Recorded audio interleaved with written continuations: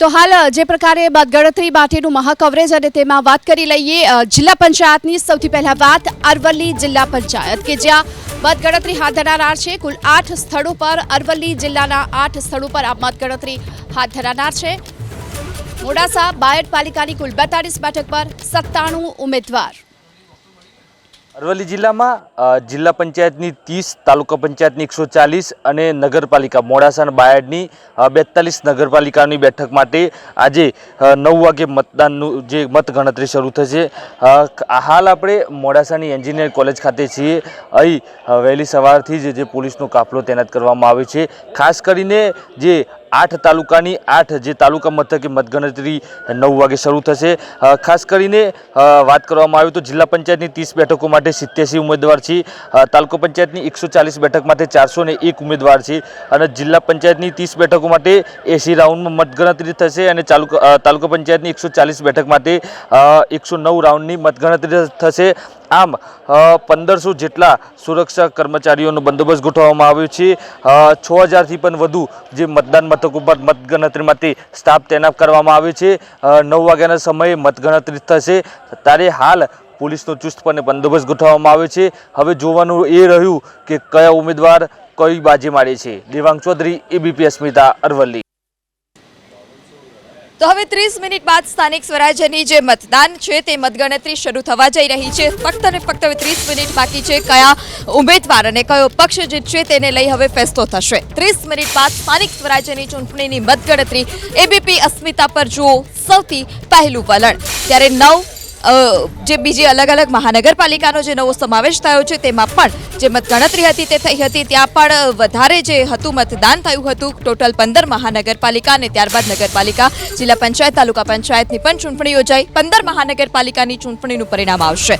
Postal ballot બાદ EVMના મતોની ગણતરી થશે। એટલે કે 30 મિનિટ બાદ હવે સ્થાનિક સ્વરાજ્યની ચૂંટણીની જે મતગણતરી છે તેની શરૂઆત થઈ જશે। ABP અસ્મિતા પર આપ સૌથી પહેલા વલણ જોઈ શકો છો। 84 નગરપાલિકાની ચૂંટણીનું આજે પરિણામ જાહેર થશે। સૌથી પહેલા પોસ્ટલ બેલેટથી મતગણતરી થશે। 34 જિલ્લા પંચાયતની ચૂંટણીનું આજે પરિણામ છે। મહેસાણા જિલ્લામાં સ્થાનિક સ્વરાજ્ય ચૂંટણી બાદ આજે મતગણતરી હાથ ધરવામાં આવી રહી છે। હું આપને દ્રશ્યો બતાવવા જઈ રહી છું જ્યાં મહેસાણા નગરપાલિકાની મતગણતરી થવા જઈ રહી છે। જે રીતે પ્રથમ બેલેટની મતગણતરી શરૂ થઈ છે ત્યારબાદ EVM ખોલવામાં આવશે। જે રીતે કોંગ્રેસ અને ભાજપ વચ્ચે સીધી કાંટાની ટક્કર છે ને આજે તમામ ઉમેદવારનો ભાવિનો ફેસલો થશે। મહેસાણા મહાનગરપાલિકામાં કોની સત્તા કાયમ રહેશે તે જોવાનું રહ્યું, પરંતુ જે રીતે મતગણતરી શરૂ થઈ છે ને ધીમે ધીમે જે રીતે EVM ખુલે ને ત્યારબાદ જે ઉમેદવારો છે તેનું ભાવિ નક્કી થશે। પરંતુ જે રીતે રસાકસી ભરી ચૂંટણી હતી ને આજે મતગણતરી ઉમેદવારોનું ભાવિ નક્કી કરશે। હારુન નગોરી, ABP અસ્મિતા, મહેસાણા। તો હવે ફક્ત 30 મિનિટનો જે સમય બાકી છે ત્યારબાદ જે ઉમેદવારો છે તેના ભાવિનો ફેસલો પણ થશે। આપણી સાથે ભાજપ કોંગ્રેસના નેતા, રાજકીય વિશ્લેષકો પણ જોડાયા છે। જી અનિલભાઈ, પરિણામથી કેટલી આશા? જે પોલિટિકલ પાર્ટી જમીન પર પરિશ્રમ કરતી હોય, જે પાર્ટીના કાર્યકર્તાઓ પછી એ બૂથના હોય કે પ્રદેશના હોય, એ 5 વર્ષ લોકો વચ્ચે સંપર્ક રાખતા હોય, એ પાર્ટીને ક્યારેય પરિણામમાં અવિશ્વાસ હોય નહીં। 5 વર્ષનો સતત સંપર્ક, સમન્વય અને સંવાદ લોકો સાથેનો એ હરમેશ 5 વર્ષે ચૂંટણીના પરિણામો દેખાતું હોય છે। સામાન્ય રીતે કોઈ મતદાર જ્યારે એ ચૂંટણીમાં મત આપતો હોય છે ત્યારે એ પાછલા 5 વર્ષના કામોનું એનાલિસિસ કરતો હોય છે અને આવનારા 5-10 વર્ષમાં એ પોલિટિકલ પાર્ટીનું વિઝન શું છે એના આધારે પોતે મતપેટીમાં પોતાનો મત ઇન્વેસ્ટ કરતો હોય છે અને એ જ કારણથી અમને સંપૂર્ણ વિશ્વાસ છે કે સારામાં સારું પરિણામ આ સ્થાનિક સ્વરાજ્યની ચૂંટણીમાં આવવાનું છે। જી ચોક્કસપણે કોંગ્રેસના પણ નેતા આપણી સાથે છે। જી કરસનદાસ બાપુ, કોંગ્રેસને કેટલી આશા અપેક્ષા? જી 100% આશાસ્પદ છે। અમને ગ્રાઉન્ડ ઉપરથી ઘણું બધું અમે જાણ્યું છે કે બીજેપી હોય કે બીજેપીની વેન્ટિલેટર પાર્ટી, આમ આદમી પાર્ટી હોય, જે કોંગ્રેસના મત તોડવા માટે કટર મશીન તરીકે બીજેપી માટે ખૂબ દિલ્હી લેવલથી આયોજનપૂર્વક કરવામાં આવ્યું છે, પણ એ એમનું તંત્ર એમનું છે, રૂલિંગ ગવર્મેન્ટ એમની છે, લાખ પ્રયત્ન, પૈસા, ઘણું બધું કર્યું, પણ એમ છતાંય અમને 100% આશા એ છે કે લોકો વાસ્તવિકતા જાણી ગયા છે. આ લોકોએ જે આભાસ ઊભો કર્યો હતો એની વાસ્તવિકતા જાણી ગયા છે. વાત ખેડૂતની હોય તો ખેડૂતને ખબર છે કે ઉપર કલર ગમે એ થાય, પણ 7/12માં જે નામ છે એ ક્યાંક ને ક્યાંક લોકશાહી, આઝાદી અને કોંગ્રેસની દેણ છે. એટલે અમને સંપૂર્ણ ભરોસો છે, કોઈ ચિંતાનું કારણ નથી કે લોકશાહીને વાસ્તવિક રીતે પ્રેમ કોણ કરે છે.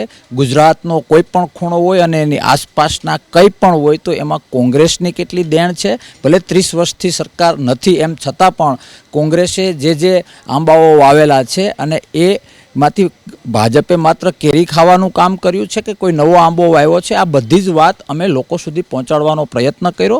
લોકો સમજી ગયા અને આનંદ છે કે લોકશાહીમાં ફરીથી લોકશાહીનો રાજા લોકો કોંગ્રેસ તરફ રહ્યો છે અને સંપૂર્ણ ભરોસો છે કે લોકશાહી ચમકશે અને લોકશાહીની જનતા કોંગ્રેસ પણ ચમકશે. જી ચોક્કસપણે. તો હવે થોડી જ વારમાં જે ઉમેદવારો છે તેના ભાવિનો ફેસલો પણ થશે. શું લાગે છે, આ પરિણામ 2021ના પરિણામ રિપીટ થશે? બિલકુલ રિપીટ થશે. ભારતીય જનતા પાર્ટી નરેન્દ્રભાઈના નેતૃત્વમાં જે લઢણની અંદર ગુજરાતની અંદર ખાસ કરીને ગોઠવાણી છે, નગરપાલિકા હોય, સ્થાનિક સ્વરાજની સંસ્થાઓ હોય, સરકાર હોય, બિલકુલ પ્રજાની વચ્ચે રહીને કામ કરે છે. ભૂતકાળમાં કોંગ્રેસના સમયમાં સરકાર માત્ર ગાંધીનગરથી ચાલતી હતી. હવે સરકાર પ્રજાની વચ્ચે ચાલે છે. સંગઠનનો પ્રતિનિધિ, ચૂંટાયેલો પ્રતિનિધિ સતત રીતે પ્રજાની વચ્ચે હરતો ફરતો રહે છે અને પ્રજાના સુખ દુઃખની અંદર ખભે ખભા મિલાવી એની પણ કે ઊભો રહ્યો છે. એની અસર પરિણામમાં ચોક્કસપણે ખૂબ સારી ભારતીય જનતા પાર્ટીને દેખાવાની છે. કોંગ્રેસના અસ્તિત્વને લઈ સવાલ ઉઠી રહ્યા છે. શું લાગે છે આ વખતના પરિણામને લઈ? કોંગ્રેસના અસ્તિત્વને લઈને જે હંમેશા સવાલો કરતા આવે છે તો એવું કહેતા હતા કે કોંગ્રેસને એક ઉમેદવાર પણ નહીં મળે. એ જ કોંગ્રેસના ઉમેદવારોને ખરીદવા માટે, લોભ લાલચ આપવા માટે, એમના અપહરણ કરી જવા સુધી એ જ પાર્ટી પહોંચી ગઈ હતી, જે પાર્ટી અત્યારે ગ્રાઉન્ડ સુધી હોવાનો દાવો કરી રહી છે. અને તમે જોયું પણ હશે અને મીડિયાએ ખૂબ સારું બતાવ્યું બી ખરું કે લોકશાહીનું હનન છે એ કેવી રીતે ભારતીય જનતા પાર્ટી કરી રહી છે. પણ કોંગ્રેસના જે ઉમેદવારો છે એ ભલે ફાઇનાન્શિયલી કેપેબલ, ઘણા બધા ઉમેદવારો એવા છે કે નથી, પણ એમની લોભ લાલચમાં આવ્યા વગર કે એમનાથી ડર્યા વગર જે મજબૂતીથી ઇલેક્શન લડ્યા છે અને લોકશાહીના પર્વને ઉજવ્યો છે, એના ઉપરથી હું ચોક્કસથી માનું છું કે જનતાએ પણ નક્કી કર્યું છે કે હવે પરિવર્તન જરૂરી છે અને એ પરિવર્તન આવશે. જી ચોક્કસપણે. તો વિધાનસભાની ચૂંટણી પહેલા આ સેમીફાઇનલ ગણી શકાય? બિલકુલ સેમીફાઇનલ ગણી શકાય. 15ના રિઝલ્ટ આપણને 17માં રિફ્લેક્શન દેખાયા હતા અને 21ના રિઝલ્ટને આપણને 22માં જોયા હતા. આ વખતે પણ એવું કહેવાય કે તમે જુઓ કે વિરોધ પક્ષ છે ને લગભગ ના પ્રમાણે 7-8% એના કોર્પોરેશનમાં હતા અને 12 ધારાસભ્યો હતા. તો આ વખતે જે રિઝલ્ટ હશે ને જનતા લડી છે. તો પબ્લિક મેન્ડેટ આ વખતે પ્રોપર તમને દેખાશે કે ઘણી જગ્યાએ પબ્લિકે દરેક ઉમેદવારોને પૂછ્યું છે અને સવાલ પૂછ્યા છે અને આ વખતે જનતા પણ ચૂંટણી લડી છે. ખાલી પાર્ટીઓ માટે જ નથી, પાર્ટીઓ રિલેટેડ નથી, જનતાએ બહુ મજબૂતી રીતે દરેકને સવાલ પૂછ્યા છે અને 5 વર્ષ માટે જે હવે મેન્ડેટ છે, આ મેન્ડેટ સેમીફાઇનલ તમને આનું રિફ્લેક્શન જે પાર્ટી જેટલા રિઝલ્ટ લેશે એનું રિફ્લેક્શન તમને આગલી 27ની ચૂંટણીમાં પણ દેખાશે. જી ચોક્કસપણે. શું આ વખતે પેનલ તૂટી શકે છે ખરી? પેનલો તૂટે એવી સંભાવના એટલા માટે જણાય છે કે આ વખતે વોટિંગનું જે પ્રમાણ જે છે એ અત્યંત કંગાળ થયું છે અને અનઇવન થયું છે. ભલે આમ બધા વિજયના દાવા કરે પરંતુ 50%થી ઓછું મતદાન, 50%ની આજુબાજુનું મતદાન એ સંપૂર્ણપણે પ્રજા આમાં ઇન્વોલ્વ હોય એવું ન માની શકાય અને પ્રજાની તંત્ર પ્રત્યેની ઉદાસીનતા એનો સ્પષ્ટ રિફ્લેક્શન આ ઓછા મતદાનથી પડેલો છે. અને ઓછું મતદાનને કારણે જે કંઈ પ્રતિનિધિઓ ચૂંટાશે એ ખરેખર પ્રજાના પ્રતિનિધિઓ સત્તાવાર રીતે ભલે આમ કહેવાય પરંતુ પ્રજાનું સાચું અવાજ, પ્રજાનો સાચો મત એની અંદર નહીં હશે અને એને કારણે ભવિષ્યમાં નિર્ણયો કરવાની અંદર પણ પ્રજાને કેટલી વચ્ચે રાખવામાં આવે છે, પ્રજાની કેટલી દરકાર કરવામાં આવે છે એ પણ બહુ જરૂરી રહેશે. કારણ કે આ સરકાર જે કંઈ ચૂંટાશે, જે કંઈ માળખા બનશે એ બહુમતીની રીતે બનશે અને બધા સમજાય છે કે જે રીતે ભારતીય જનતા પાર્ટીનું જોર છે એટલે ભારતીય જનતા પાર્ટીની પેનલો આવશે. પરંતુ કેટલીક જગ્યાએ જગ્યાએ જે પ્રકારે SIR અને મતદારોના નામો આખાને આખા યાદીઓમાંથી બાકાત થઈ જવા, એમાં ભારતીય જનતા પાર્ટીના પરંપરાગત મતદારોનો પણ ઘણો બધે અંશે સમાવેશ થયેલો છે અને એને કારણે ભારતીય જનતા પાર્ટીની પોતાની ગણતરી પણ આમાં ઊંધી વળી શકે છે, પેનલો તૂટી શકે છે અને કેટલીક જગ્યાએ અણધાર્યા પરિણામો આવશે. અને સૌથી વધુ વાત તો શું છે કે જે રીતે ઓછું મતદાન થયું છે, લોકોની ઉદાસીનતા છે. એવું નથી કે લોકો પોતાના જરૂરિયાત માટે, પોતાના લોકશાહીના અધિકારો માટે સાવ ગાફેલ છે. આમ છતાં મતદાન કરવા નહીં જઈને એમણે બહુ મોટી ગાફેલતા બતાવેલી છે.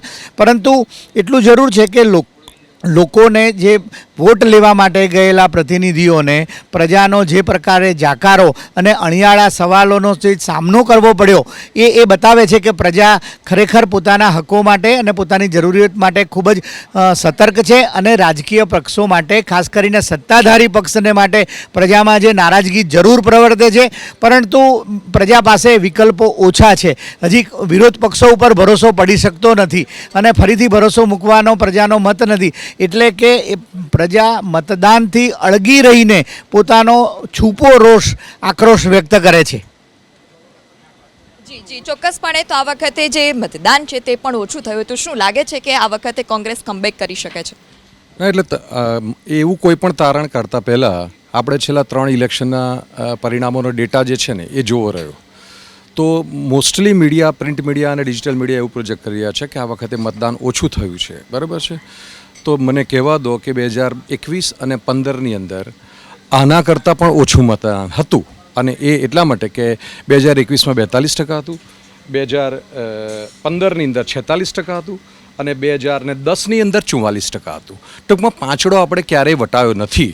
અને 77 લાખ વોટ જ્યારે ડિલીટ થયા હોય તો સામાન્ય માણસ માટે, દર્શક મિત્રોને જણાવું કે આ 77 લાખ કોઈ બાંગ્લાદેશીઓ હતા એવું માની લેવાનું કોઈ કારણ નથી. પહેલી વાત. કેમ? કારણ કે આપણા કોઈ પણ સગાવાલા મૃત્યુ પામે છે તો આઈડિયલી તમારે મતદાન કેન્દ્ર પર જઈને અથવા તો સિવિક ઓથોરિટીમાં જઈને તમારે તમારા સગાવાલાનું નામ ડિલીટ કરાવવાનું હોય છે. પણ એવું કોઈ જ કરાવતું નથી. એટલે છેલ્લા 5, 10, 15 વર્ષની અંદર જે લોકો પણ મૃત્યુ પામ્યા હોય અને એમના નામ ત્યાં આગળ ચાલુ હોય, અહીંયાથી કોઈ બીજા શહેરમાં અથવા તો બીજા રાજ્યમાં શિફ્ટ થયા હોય અને અહીંયા એમના નામ ચાલુ હોય, આ બધાના નામ જે છે ને એ ડિલીટ થયા છે. એમાં થોડા ઘણા ગેરકાયદેસર લોકો, ઘૂસણખોરો પણ હોઈ શકે છે. પણ આ 77 લાખ લોકો જે છે ને એ ગઈ વખતે વોટિંગ થયું હતું એના 14% થાય છે. એટલે જ્યાં સુધી 42ની અંદર તમે 14% ઉમેરો એટલું વોટ થાય ત્યાં સુધી તો તમે ગઈ વખતના વોટને ટચ કરો છો તમે. એટલે 51% જો થયું હોય એવું જો કહેતું હોય કોઈ, જે પહેલાં 47 હતું ને રાતોરાત 51 પછી આ નવો આંકડો આવ્યો છે જે, તો એ 51% અને 42%ની સરખામણી કરવા જાઓ તો 42ની અંદર તમે એ જોવાનું છે કે એમાં 14% ઉમેરો ત્યારે 51% થાય છે કે નથી થતા એ જોવાનું છે. અને એ જો ઓછા થતા હોય તો વોટિંગ ઓછું થયું છે એ વાત સાચી છે. પણ એ 42%ની સરખામણીમાં વધ્યું છે એવું માનવાને કારણ નથી, કારણ કે 77 લાખ વોટ ઓછા થયા છે. એટલે સાદા ઉદાહરણથી સમજાવું તો 100 વોટ હતા, એમાંથી 60 જણાએ વોટ કર્યું એટલે 60% વોટ થયા. હવે એ 100 વોટમાંથી બીજા ઇલેક્શનની અંદર 90 જણા છે, હવે 10 વોટ ડિલીટ થાય છે અને એ જ 60 જણા ફરીથી વોટ કરે છે. તો 100માંથી 60 થયા હતા, 90માંથી 60 થાય તો એ ટકા વધવાના છે. તમને એમ લાગે ટકા વધ્યા, પણ ના, એકચ્યુઅલી એ નથી વધ્યા. કારણ કે આમાં જે લોકો નવા વોટર્સ આવતા હોય, જે દર વર્ષે હું એમ માનું છું કે 3-4 લાખ વોટર્સ રાજ્ય સાથે દરેક રાજ્યની અંદર એવરેજ વધતા હોય છે, એની તો ગણતરી જ નથી કરી આપણે. એટલે ખરેખર વોટ ઘટ્યા છે એમ બરોબર છે, પણ પહેલાં પણ 42% અને 40, 42% અને 45% થતું હતું. આ જ્યાં સુધી મ્યુનિસિપલ કોર્પોરેશનને લેવા દેવા છે. હા, નગરપાલિકાઓ અથવા તો જિલ્લા પંચાયત અને તાલુકા પંચાયતની અંદર એ વોટનો પર્સન્ટ 60% પ્લસ રહેલો છે. બરાબર છે? પહેલાં પણ.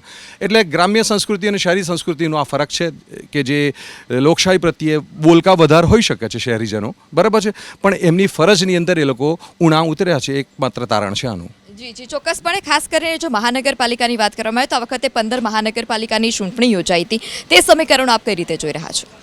ચોક્કસ. જે મહાનગરપાલિકાઓ અતિ જૂની, એમાં પાછી નવી મહાનગરપાલિકાની વધારે થઈ, એટલે અનેક મહાનગરપાલિકાઓમાં તો પ્રથમવાર ચૂંટણી છે કે જેમાં અત્યાર સુધી શહેરી વિસ્તારમાં વિકાસ હતો, પણ આજુબાજુના જે ગામો કે જે ગ્રામીણ વિસ્તાર હતો એ આ મહાનગરપાલિકામાં સમાવેશ થયું. હવે ત્યાં ગ્રામીણ વિસ્તારના લોકોની સમસ્યાઓ અલગ હતી અને જે શહેરમાં જૂનું જે શહેર હતું એની સમસ્યાઓ અલગ હતી. એટલે આ મતદાન વખતે જે નાના ગામડાઓના વિસ્તારો જોડાયા છે એ લોકોએ મતદાન કર્યું છે. એટલે ટકાવારી જે શહેરી વિસ્તારમાં જે નવી મહાનગરપાલિકાઓમાં જોડાઈ છે ને એમાં જે વધ્યું એનું કારણ એ છે કે ગ્રામીણ લોકો મતદાન માટે હંમેશા સક્રિય રહેતા હતા.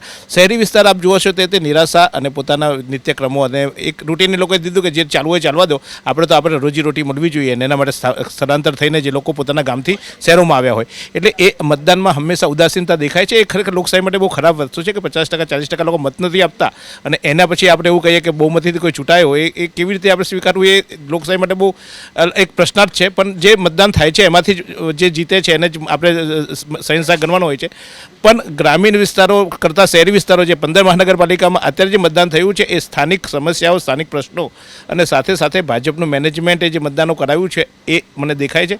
થોડીક ક્ષણોમાં જ આપણે પરિણામ આવવા માંડ્યા છે. પણ આપ જુઓ કે આ વખતે જે બિનહરીફની સ્પર્ધા લાગી હતી અને શહેરી વિસ્તારોમાં પણ મોટાભાગના મહાનગરોમાં બિનહરીફને બનાવવા માટેની જે પ્રયાસો થયા હતા એનો રોષ ક્યાં કદાચ જે વિસ્તારને મતદાન કરવાનો મોકો નથી મળ્યો એટલે બાજીના લોકો કે આ તો આવું કરે છે એટલે કદાચ એ રોષ કદાચ શાસક પક્ષને ક્યાંક અંશે થાય છે. પણ આમાં જીત બહુ નાની મોટી હોય છે. જ્યારે મહાનગરપાલિકાઓની તાલુકા પંચાયત અને જિલ્લા પંચાયતની જીતોની બેઠકો બહુ નાની હોય છે પણ મહાનગરપાલિકાના વોર્ડ બહુ મોટા હોય છે.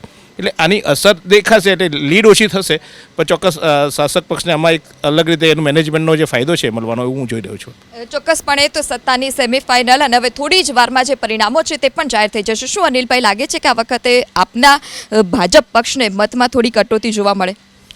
જો મતદાનના પર્સન્ટેજ જે છે એ લગભગ ગઈ વખત જેવા મતદાનના પર્સન્ટેજ છે. એમાં કદાચ ઓવરઓલ તમે એનાલિસિસ કરો તો 1-2% વધારો ગણાય એસઆઈઆરને જો આપણે ગણીએ તો. અને જે પ્રકારની પેટર્ન છે મતદારોમાં એ પેટર્નના આધારે એવું ચોક્કસ ગણી શકાય કે ભારતીય જનતા પાર્ટી જોડે જનસમર્થન સૌથી વધારે છે. બીજું, ગુજરાતની પ્રજામાં કોંગ્રેસ માટે જે પ્રકારે ટ્રસ્ટ ડેફિસિટ છે અને બીજી તરફ જે ત્રીજી એક અરાજક પાર્ટી લડી રહી છે એના માટે પણ એક એક્ઝિસ્ટન્સનો પ્રશ્ન છે, અસ્તિત્વનો સવાલ છે. તો મને એવું લાગે છે કે એમનું અસ્તિત્વ આ વખતે ભૂસાઈ જશે અને કોંગ્રેસને પણ એની પોતાની ભૂલો શું થઈ છે એનું એક એનાલિસિસ કરવાનો મોકો મળશે. જી ચોક્કસપણે તો જે થોડી જ વારમાં હવે જે મતગણતરી છે તે મતગણતરીની શરૂઆત થઈ જશે. જે ઉમેદવારો છે તેઓને પણ અંદર પ્રવેશ આપવામાં આવી રહ્યો છે. તમામ જે મતગણતરીનું અપડેટ છે તે દિવસભર આપના સુધી પહોંચાડતા રહીશું. હાલ સમય છે વિરામનો.